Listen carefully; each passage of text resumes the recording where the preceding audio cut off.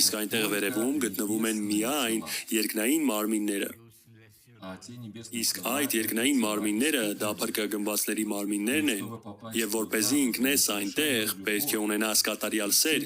իսկ այդ դևերը չեն կարող այնտեղ ընկնել, դուք հասկանում եք։ Այսպիսով այստեղ մենք տեսնում ենք,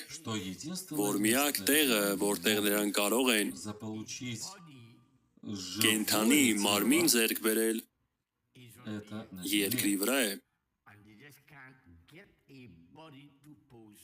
Իսկ նրանք չեն կարող ուղղակի մարմին ձեռք բերել եւ տիրանալ դրան։ Նրանք կկարողանան դա անել միայն այն դեպքում, եթե այդ մարմնի մեջ հոգին մեռած է, դուք ասեք ինչ նկատի ունես, Աստվածաշնչում ասվում է մեղանչող հոգին անպայման կմեռնի, մարմնով դուք կարող եք կենդանի լինել, բայց հոգում մեռած։ Թեև այդ հոգին մեռած է, դուք կարող եք ձեր մարմնում ապրել ևս շատ տարիներ, այդ անունը ջնջված է կյանքի գրքից եւ այդ մարդը միայն ապրում է իր մարմնում, ճիշտ ինչպես հարուստ երիտասարդը, եւ դուք շարունակում եք ապրել եւ դուք կարող եք օրհնություն ստանալ, դուք վայելում եք կյանքը մարմնի մեջ, ինչպես ասվում է, բայց այդ հոգին մեռած է, այն անցել է գիծը ողորմության եւ դատաստանի միջև։ Ամեն։ Եվ քանի դեռ այդ մարմինը կենդանի է, այդ դևերը հասանելիություն ունեն այդպիսի մարմինների հանդեպ,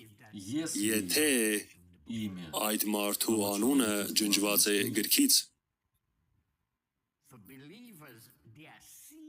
Ինչ վերաբերում է հավատացյալներին, նրանք կնքված են Սուրբ Հոգով, ապա եթե նրանք կնքված են,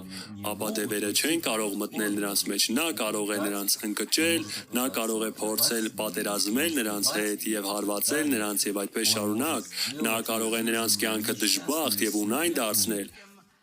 որպեսզի նրանք անդադար պատերազմեն եւ գտնվեն պայքարի մեջ, բայց նա չի կարող մտնել նրանց հոգու մեջ,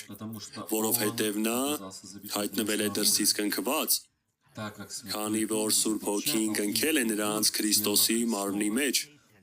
Եվ սատանան այս դևերը չեն կարող մտնել Քրիստոսի մարմնի մեջ, որովհետև Քրիստոսի մարմնի մեջ մտնելու համար պետք է անցնել արդարացում, սրբացում, նոր ծնունդ,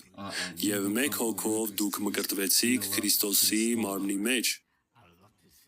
Այստեղ արդեն շատ բան ասվեց, եթե դուք հասկանում եք, այստեղ արդեն շատ բան ասվեց։ Երեք վայ անդունդի գուբի բացվելու եւ փակվելու միջև։